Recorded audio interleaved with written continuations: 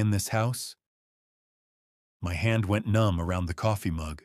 "What do you mean?" I asked, even as dread crept up my spine. "There's crying," he said softly. "From your basement. And it doesn't sound like a TV." That was the moment I realized my home was hiding something I was never meant to find. When I went down to check the basement myself, I was shocked to uncover a secret that changed everything. I'm truly grateful you're still here with me. If you have a moment, please leave a comment and tell me where you're watching from. Seeing those comments reminds me I'm not telling this story alone. And one important note before we continue: parts of this story have been fictionalized to enhance clarity and impact. Any similarities to real people or locations are purely coincidental, but the message behind this story is meaningful and worth reflecting on. Tuesday mornings were supposed to be quiet. After 32 years of flying commercial jets, Minneapolis to Seattle, Seattle to Denver, Denver back home, I'd learned to treasure the stillness between rotations, the calm before I zipped my uniform back into its garment bag and headed to the airport for another 3-day stretch across the country. I stood in the kitchen of the house on Ashford Lane, the 2-story colonial Margaret and I had bought 23 years ago, when Cassandra was 9 and Felicia was 4. Back when the girls' laughter echoed through these rooms and Margaret hummed softly while watering her herbs by the back window. That life belonged to another time. Margaret had been gone for 10 years. Felicia had vanished 8 years ago, disappearing one March night at 19 and leaving behind nothing but unanswered questions and a hollow ache that never truly healed. Now it was just me and Cassandra, my eldest daughter, 32, brilliant and driven, who had transformed the basement into a jewelry studio and built a business that would have made her mother proud. She'd left for her downtown gallery at 7 that morning, same as every Tuesday, kissing my cheek and reminding me to take my vitamins. The house felt too big for 2 people, but it was still home. I poured a second cup of coffee, dark roast from the place on Hennepin Avenue, and checked the clock above the stove. 7:34. My Seattle flight wasn't until mid-afternoon. Plenty of time to pack, review weather reports, maybe call Steven about our golf game on Friday. Then my phone rang. Gary Thompson's name lit up the screen. Gary had mowed our lawn every Tuesday for 6 years, steady as clockwork, and never called unless something was wrong. Mr. Hayes. His voice carried that careful, apologetic tone people use when they're afraid of bothering you. "I'm real sorry to call, but there's something out here I think you should hear." I set down the coffee pot. Decades in the cockpit had taught me to recognize concern when I heard it. "What's going on, Gary?" "I'm mowing the front yard, and I keep hearing this sound. Sounds like it's coming from your basement. Like somebody crying." The mower rumbled faintly behind him. "It's been going on a bit now. Real soft, like they don't want to be heard." I moved to the window. Gary stood beside his mower phone, pressed to his ear, staring toward the basement windows just above ground level. Cassandra had left 45 minutes earlier. The house was empty except for me. "I'll check it out," I said. The basement stairs creaked under my feet, 16 steps I'd walked thousands of times. Today, each one felt heavier. At the bottom, I stopped and listened. Nothing. Just the furnace hum and the faint buzz of the fluorescent lights. Cassandra's jewelry studio occupied the far end of the basement, a space we'd renovated together 5 years earlier. I'd helped paint the walls dove gray, installed track lighting, built shelves for her supplies. We'd worked side by side for weeks, laughing like we hadn't since she was young. I opened the studio door. Everything looked normal. The work table stretched across the center, about 25 by 15 feet tools, arranged with meticulous care. Display cases lined the walls, silver pendants and gold chains, catching the light custom pieces that had earned her loyal collectors. But something felt wrong. I stepped closer to the table and noticed a drinking glass condensation still clinging to its sides. I touched it. Cold. Recently filled. The wall clock read 7:43. Cassandra had left at 7. I scanned the room more carefully. The small sink in the corner, its faucet handle damp. A faint scent of lavender soap lingered in the air. Then my eyes settled on the back wall. The paint matched the rest of the studio the same dove gray, but the texture was subtly different. Smoother, newer, as if someone had patched and repainted it. I pressed my hand against it and knocked lightly. The sound came back hollow. "Mr. Hayes." I turned. Gary stood at the foot of the stairs, gloves twisted in his hands. He wasn't the type to imagine things. "Find anything?" he asked. "Just a quiet studio," I replied, though the words felt wrong. "I heard it clear," he said. "A woman crying. Soft, like she was trying not to be noticed." His gaze drifted toward the back wall, then returned to me. Could sound carry from somewhere else. A neighbor, maybe. Maybe, I said. Neither of us believed it. A car door slammed outside. Heels clicked above us. Cassandra's footsteps. She appeared at the top of the stairs, surprise flickering across her face. "Dad, Gary." "What's going on?" "Gary heard something while he was mowing," I said. "We were checking it out." "Crying," Gary added apologetically. Cassandra laughed lightly. "Oh, that must have been my podcast. I worked late on a custom order last night and had true crime playing. Lots of emotional interviews. I probably forgot to shut it off before coming upstairs. It's on a timer." Gary's shoulders eased. "That'd explain it. I'm so sorry I worried you," Cassandra said, touching his arm briefly. "Dad's always telling me I work too much." "What brought you back?" I asked. "Thought you had an appointment." "I do," she said easily. "But I forgot my presentation portfolio. Can't pitch a big commission without photos.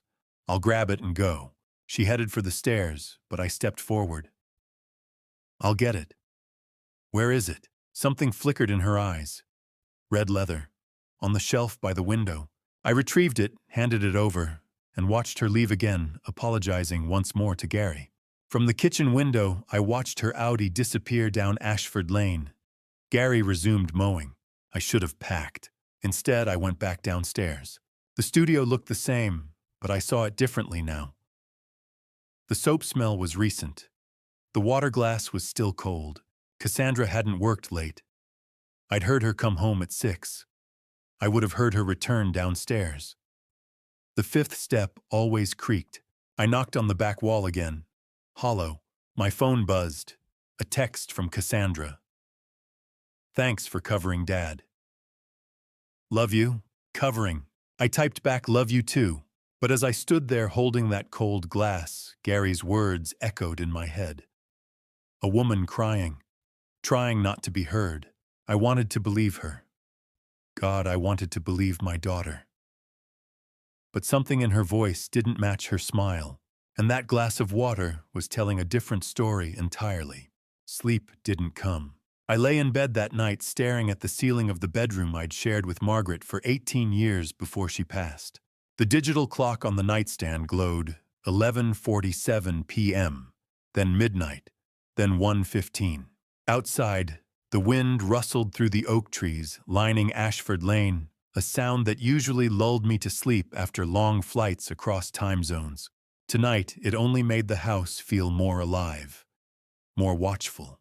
The silence pressed down like a physical weight, too thick, too deliberate, as if the house itself was holding its breath. At 2:15 a.m., I heard it. A soft creak from downstairs. The kind of sound old houses make when someone moves carefully, trying not to be heard. My hand reached for the lamp, then stopped halfway. If someone was down there, if Cassandra was down there, I didn't want to alert her. I should have gone to investigate.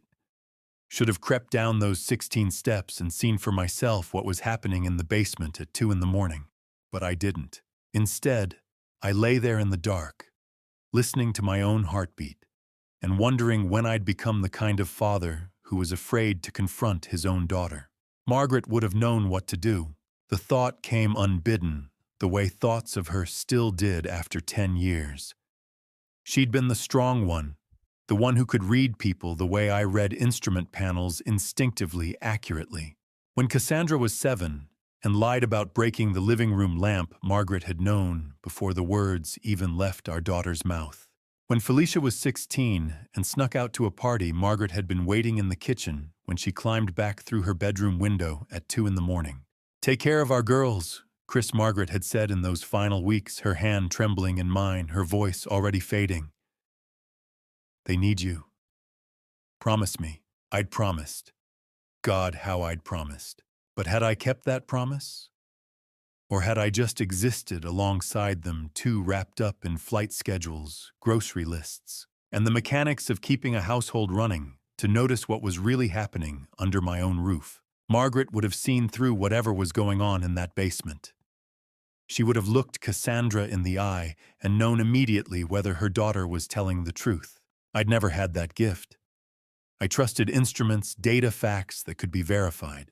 But how do you verify the truth when the only witness is your own gut, and your gut is telling you something you desperately don't want to believe? The memories came flooding back. 8 years ago. March 15th. Felicia had been 19, brilliant, creative, alive with possibility. She just landed a freelance contract with a design firm in New York, an opportunity that could have launched her career far beyond Minneapolis. I remembered the night she disappeared. Tuesday evening, just after dinner. She'd been on her phone texting someone, a small smile playing at her lips. Heading out. Dad, she'd called from the hallway, meeting Sophie for coffee. Sophie Morgan, her best friend from community college. It had sounded perfectly normal. "Drive safe," I'd said, barely looking up. "Don't stay out too late. You've got that meeting tomorrow." "I won't. Love you. Love you too." Those were the last words I ever said to her. The next morning, her car was gone. Her bed untouched. Her phone went straight to voicemail. I called Sophie first. She hadn't seen Felicia, hadn't made plans, hadn't received any messages. By noon, I filed a missing person report. By evening, the police confirmed there'd been no bank activity. Her phone's last ping placed her on Oakwood Avenue, but by the time officers arrived, there was nothing there. Cassandra had been devastated, or she'd appeared to be. She helped make flyers posted online, called everyone in Felicia's contacts. For weeks, she seemed tireless. "Maybe she just needed space," Cassandra said one night a month later. "You know how Felicia was? Maybe she took the job early and didn't want the goodbye." I wanted to believe that, so I did. But lying there now, the small things resurfaced, details I'd dismissed. 3 years ago, I woke around 2 a.m. and heard shuffling from the basement. Maybe voices, too faint to be sure. The next morning, I asked Cassandra. "That was me," she said easily. "New equipment.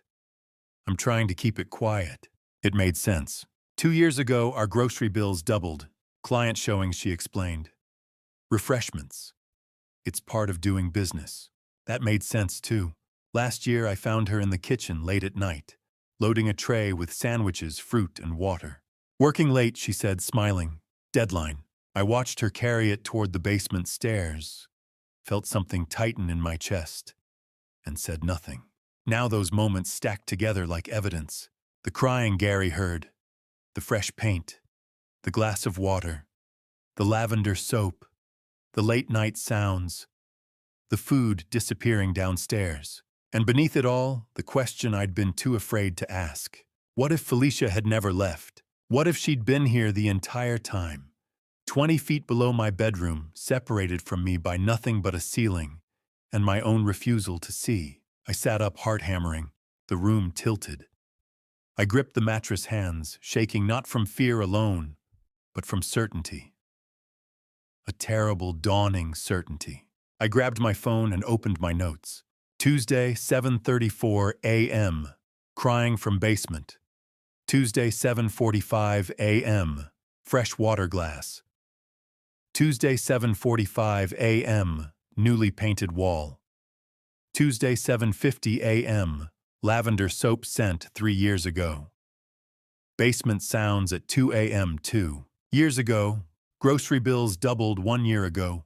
Food carried downstairs. I stared at the list as tears blurred the screen. How had I explained away every sign? How had I convinced myself that everything was normal? How had I failed Felicia so completely? My finger hovered over Stephen Harper's name. My oldest friend, a lawyer, someone who would know what to do.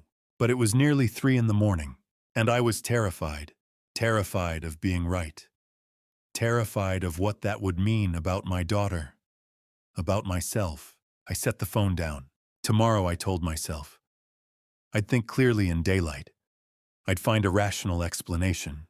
Because the alternative that my daughter had been imprisoned in my own basement for 8 years while I slept above her was too horrifying to face. I lay back down and waited for dawn. 2 days later, while Cassandra was at her gallery opening, I did something I'd never done before. I went through her papers. Thursday afternoon. She'd left at noon for an event that would run until 5, maybe 6. That gave me hours to either confirm my suspicions or prove myself a paranoid fool. I stood in the doorway of her home office, what used to be Margaret's sewing room. Glass desk filing cabinet shelves of design books arranged by color. Everything pristine, just like Cassandra herself. I stepped inside, my pulse hammering. The filing cabinet wasn't locked. I pulled open the bottom drawer and found an accordion folder labeled Household. Grocery in Cassandra's neat handwriting. I spread the receipts across her desk. Hundreds of them organized by date going back 2 years. I picked one at random. Target. March 2nd, 2024. $187.43. The itemized list covered 2 pages. Canned soup, 12 cans. Pasta, 6 boxes. Rice, 3 bags. Bottled water, 2 24-packs. Granola bars. Peanut butter. Multivitamins, 2 bottles. Then personal items, shampoo. Conditioner. Toothpaste, 3 tubes. Deodorant. And at the bottom, always ultra-thin pads. Size 2. $24.99. I stared at that last line. Cassandra had gotten an IUD 5 years ago. I remembered because she'd mentioned it when we reviewed her health insurance. So why was she buying menstrual products every month? I pulled another receipt. Cub Foods. March 9, 2024. $203.17. More of the same. Fresh produce, canned goods, bread, eggs. More vitamins. More toiletries. And again, Tampax Pearl Regular. $19.99. My hands shook as I pulled out my phone and began photographing every receipt. Emotion later. Evidence first. The pattern was clear. Every week for 2 years, Cassandra had made shopping trips totaling between $170 and $230. The same items every time: shelf-stable food, basic toiletries, vitamins, feminine products. But Cassandra barely ate at home. Most nights she had client dinners. The food in our refrigerator regularly went bad, unless someone else was eating it. I opened my calculator. Average $200 per week. 52 weeks. 2 years. $20,800. I found more in a separate envelope. Amazon orders. Women's clothing, size small. Cassandra wore medium, yoga mat and resistance bands.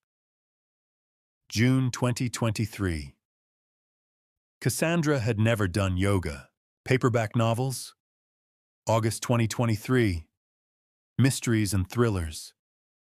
Cassandra only read design magazines, sketch pads and drawing pencils. November 2023. Cassandra worked in jewelry, not illustration. Each purchase was small enough not to raise questions. But together they told a story. Someone was living in this house. Someone who needed food clothes books. Someone who wore size small and drew sketches. Someone exactly like Felicia. I sat down hard in Cassandra's desk chair, staring at the scattered receipts. I heard her car at 5:47 p.m. By then, I'd put everything back and started dinner. Chicken marsala, her favorite. The kitchen smelled warm and normal. She came through the door glowing. Dad 3 sales and Mrs. Peterson wants a custom piece. Best opening yet. That's wonderful, sweetheart. I handed her wine. Tell me everything. She talked for 20 minutes about clients, compliments, networking opportunities. She looked so normal, so innocent. We sat down to eat. I waited until she'd relaxed before speaking. I've been meaning to ask, you've been hosting client events at home, right? She looked up, fork paused. What do you mean? The shopping? Our grocery expenses have gone up quite a bit. I figured you must be entertaining here. The briefest pause. Then she smiled. Oh, absolutely. Private viewings for VIP clients. They expect wine, good cheese, fancy crackers. It's expensive, but it pays for itself. Her voice was smooth, confident. But her knuckles had gone white around her fork. Makes sense, I said. Though I noticed a lot of personal items on the receipts, feminine products specifically. Bulk buying dad. No hesitation. It's cheaper. You know how I am about budgets. Right, though I thought you had an IUD. 3 seconds of silence. I do. Her voice was careful now. But I keep supplies on hand for clients. Sometimes women need something in an emergency. Good hospitality. Every answer perfectly reasonable on the surface. But the knuckles were still white. A small vein pulsed at her temple. You're very thoughtful, I said. She relaxed slightly. I try. We finished dinner talking about her commissions, the weather. All perfectly normal. She went upstairs at 9. Exhausted. Big day tomorrow. Good night, Dad. Good night, sweetheart. I waited 30 minutes. Then I went down to the basement. The studio door was closed but unlocked. I slipped inside, moving through the darkness toward the back wall. I put my hand flat against the fresh paint. Cold. Solid. Hollow. I knocked softly. The sound came back, muted, absorbed. I pressed my ear to the wall and held my breath. For 30 seconds, nothing. Then so faint I might have imagined it breathing. Quick and shallow. Someone trying desperately not to be heard. Felicia, I whispered. The breathing stopped. Silence rushed in, thick and suffocating. Felicia. I whispered again. If you can hear me. Footsteps from upstairs. Cassandra's bedroom door opening. I stepped back from the wall, heart hammering. Moved quickly toward the door. Behind me, the breathing had started again. Faster, almost like crying. I slipped out and headed for the stairs. That night, lying in bed, I stared at the ceiling. Tomorrow I'd figure out who to call, how to get help. But one thought consumed me. My daughter had been 20 feet away. For 8 years, she'd been right here, and I was going to get her out. Stephen's call came Thursday afternoon, just as I was stuffing clothes into my overnight bag for my flight to Seattle. Chris. His voice was tight, strained in a way I'd never heard before. Not in 20 years of friendship. We need to talk. Now. I stopped mid-fold, a shirt hanging from my hands. What's wrong? It's about the trust fund you set up for Felicia. There's something you need to see. My stomach dropped. What kind of something? Not over the phone. How fast can you get here? I glanced at my watch. 2:30. My flight boarded at 6. 20 minutes. I'll be waiting. Stephen's firm occupied the 12th floor of the IDS Tower in downtown Minneapolis, all glass, steel, and quiet authority. I'd been here countless times after Margaret died, when I updated my will when we created Felicia's trust fund after her 16th birthday. Today the elevator felt unbearably slow. Stephen met me at reception himself, which immediately set my nerves on edge. His assistant usually handled that. He looked older than I remembered, more gray at his temples, deeper lines etched into his face. Thanks for coming, he said, shaking my hand. His grip was firm, but his palm was damp. Come in. Once inside his office, he closed the door and pulled the blinds. Whatever I'm about to show you stays between us until we understand it, he said. Sit. I did. He opened a thick folder and spread documents across the desk, bank statements, transaction logs, spreadsheets dense with numbers. You remember the trust Margaret set up for Felicia, he said. $500,000 from her insurance and savings. Felicia was supposed to gain access at 21. But when she disappeared, I made Cassandra temporary trustee. I finished. She was responsible. I thought my voice faltered. I thought it was safe. Legally, you did everything right. Stephen said carefully. But Cassandra's been withdrawing money. A lot of it. He slid a spreadsheet toward me highlighted in yellow and red. This covers 8 years, starting March 2016, 2 weeks after Felicia vanished. The numbers blurred as I read. March 28th, 2016, minus $50,000. April 15th, 2016, minus $50,000. May 3rd, 2016, minus $50,000. $150,000 in 3 months, Stephen said quietly. Labeled Debt Repayment, Derek Hamilton. The name rang faintly. Her boyfriend. They dated for a while. She transferred him $150,000 of Felicia's money, Stephen said. And that's only the beginning. Another document followed. Smaller withdrawals, spaced out, relentless. 2,000 here, 5,000 there. It adds up, he said, tracing the totals. Roughly $350,000 over 8 years. My hands clenched the chair. For what? Stephen pulled out receipts and invoices. According to Cassandra's filings, multiple purposes.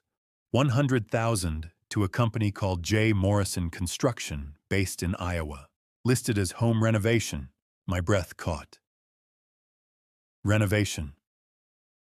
We haven't renovated anything. I checked, Stephen said.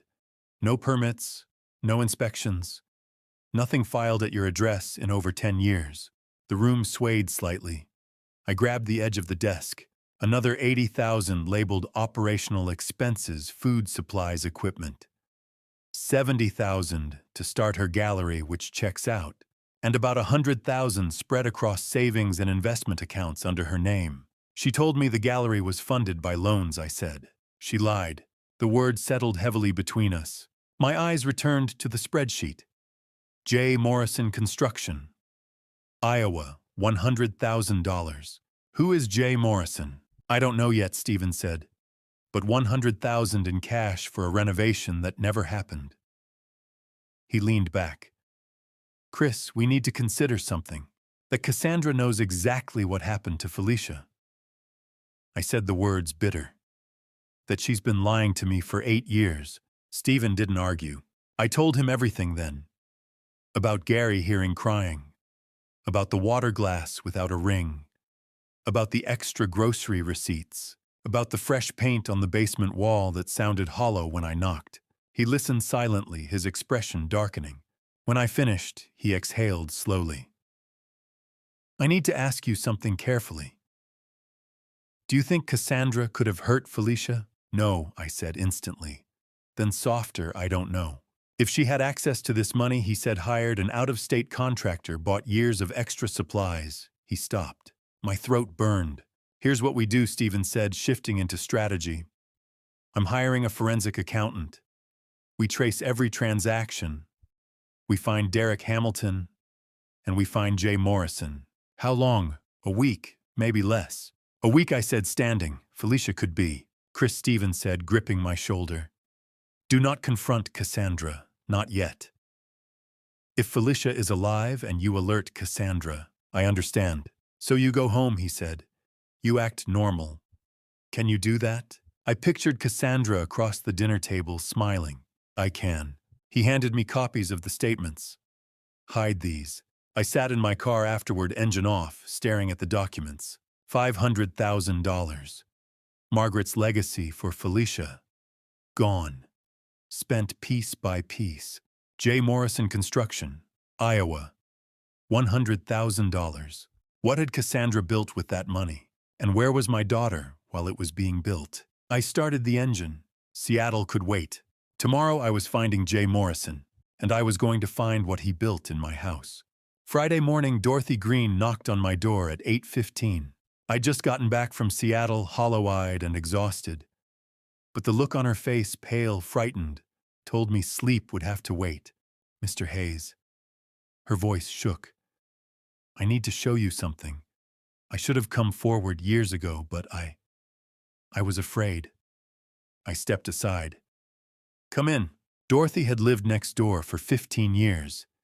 She'd been Margaret's friend, brought casseroles after Margaret died. Now 72, a widow with insomnia that kept her awake most nights. She perched on the sofa, clutching a canvas bag, eyes darting toward the door. I'm a light sleeper, Mr. Hayes. Have been since Robert died. She took a shaky breath. And over the years, I've noticed things. What kind of things? I see lights in your basement, late at night when the rest of the house is dark. And I see Cassandra going down there, carrying dishes, carrying bags. She paused. It started 8 years ago, right after Felicia disappeared. Dorothy pulled 3 spiral notebooks from her bag, thick, worn at the edges. I started keeping track in 2017. The pattern never changed. I opened the first one. Handwritten entries, each dated and time-stamped. March 15th, 2017, 2:30 a.m., Cassandra exited basement carrying tray with empty dishes. July 22nd, 2021, 11:45 p.m., heard faint crying from direction of Hayes' house. Lasted 10 minutes. October 3rd, 2023, 3:15 a.m., Cassandra made 3 trips to basement, carrying pillows, blankets, books, entry after entry spanning years. Hundreds of them, in the beginning 2 or 3 times a week, Dorothy said quietly. By 2018, 4 or 5 times. Always late. Always when you were asleep or away.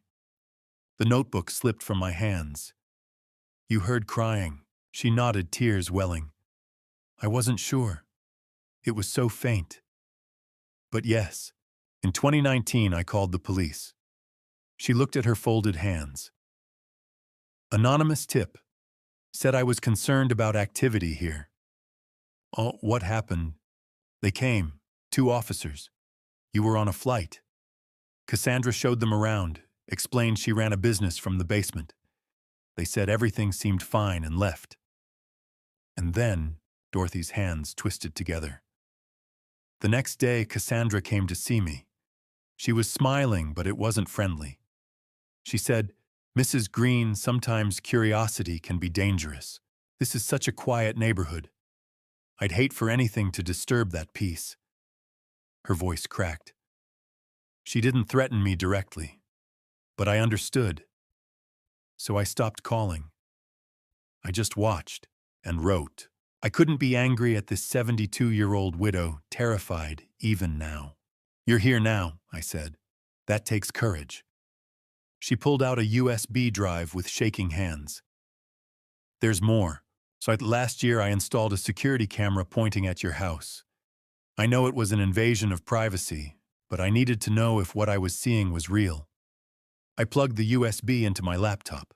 February 14th, 2024, 2:47 a.m. Night vision footage showed Cassandra emerging from the basement, carrying garbage bags, glancing around. March 3rd, 2024, 12:35 a.m. Cassandra stood at the basement door, looking up at my bedroom window, checking if I was asleep. November 8th, 2023, 11:52 p.m. A dark sedan pulled into my driveway. A man got out carrying a large box. Cassandra met him at the basement door. They spoke briefly, then he handed her the box and left. Who is that? I asked. I don't know. But I've seen that car 3 times over the past year. Always late at night. Always delivering something. Derek Hamilton, it had to be. There are 47 videos, Dorothy said. Enough to show the pattern. She's been going down there almost every night for 8 years. Very careful to make sure you never knew. I ejected the USB, hands trembling. 8 years of evidence. 8 years of my neighbor watching, too frightened to act. Why come forward now? Because Tuesday, I heard your landscaper on the phone. He'd heard crying too. And I realized if there was another witness. Tears streamed down her face. I couldn't stay silent anymore. I took her hand. Thank you, Dorothy. You've been braver than you know. What are you going to do? I'm going to find out what my daughter has been hiding. And I'm going to make sure she never hurts anyone again. After Dorothy left, I sat alone, her notebooks spread across the coffee table. 8 years of evidence, meticulous, undeniable. I played the videos again. Cassandra carrying bags. Cassandra checking my window. That car delivering boxes. My phone buzzed. A text from Cassandra: morning dad, client lunch until 3. See you tonight. Love you. Love you. Did she, or was I just another person to deceive? I picked up Dorothy's first notebook. Inside the cover. If something happens to me, give this to the police. Dorothy Green. She'd been building a case, preparing for the day someone would believe her. That day was today. I added Dorothy's evidence to my file. Gary's testimony, the grocery receipts, Stephen's trust fund documents, and now notebooks and videos showing 8 years of suspicious activity. The pieces were coming together. Dorothy's voice echoed in my head. What do you think she's hiding down there, Mr. Hayes? I stared at the USB drive, at those notebooks filled with 8 years of late-night observations. Deep down, I already knew the answer. My daughter, my Felicia, was down there. Had been down there all along. 20 feet below my bedroom, hidden behind fresh paint and hollow walls, and 8 years of carefully constructed lies. And tomorrow I was going to get her out, no matter what it took, no matter who I had to face, even if that person was my own daughter. The LinkedIn message came at 2:30 on a Friday afternoon. I'd just returned from Dorothy's house, my head still spinning, from 8 years of handwritten notes and grainy security footage, when my phone buzzed. Riley Summers, graphic designer at Digital Arts Studio, Minneapolis.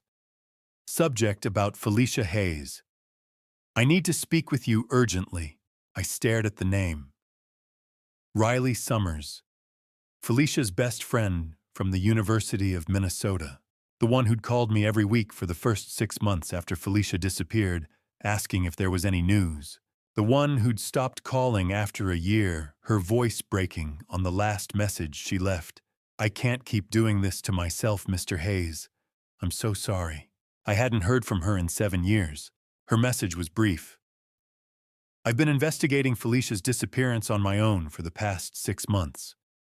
I found something. Can we meet today? I'm in Minneapolis. I called her immediately. She answered on the first ring. Mr. Hayes. Riley. My voice came out hoarse. What did you find? Not over the phone, she said quickly. Can you meet me at Riverside Brew on Hennepin Avenue, 4 o'clock? I glanced at the clock. An hour and a half. I'll be there. Riverside Brew was tucked into a quiet corner off Hennepin, the kind of place where the espresso machine hissed softly and the afternoon crowd thinned out by 3. I arrived early and claimed a table in the back, away from the windows. Riley walked in at exactly 4 o'clock. I recognized her immediately, same dark, curly hair, same quick stride. But she looked older now, sharper. 27, maybe. She carried a leather messenger bag over one shoulder and an iPad in her hand. Mr. Hayes. She slid into the seat across from me, her eyes scanning the room once before settling on mine. Thank you for coming. You said you found something. She nodded, setting the iPad on the table between us. I need you to understand something first. Felicia and I were roommates sophomore through senior year.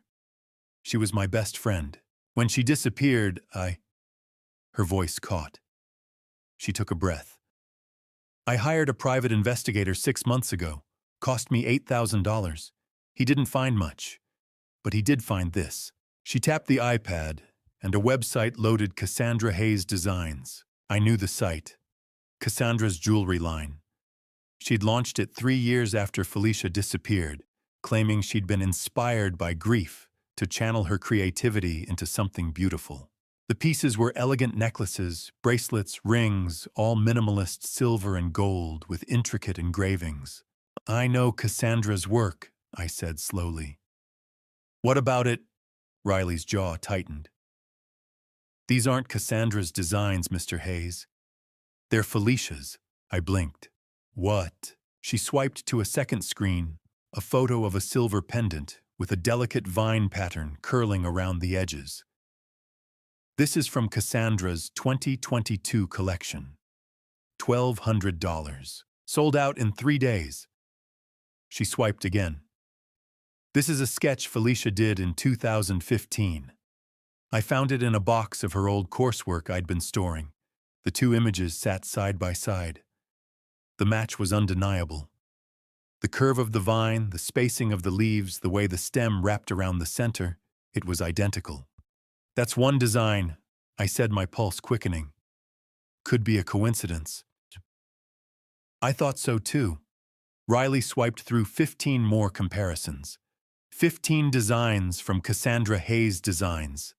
15 sketches from Felicia's college portfolio.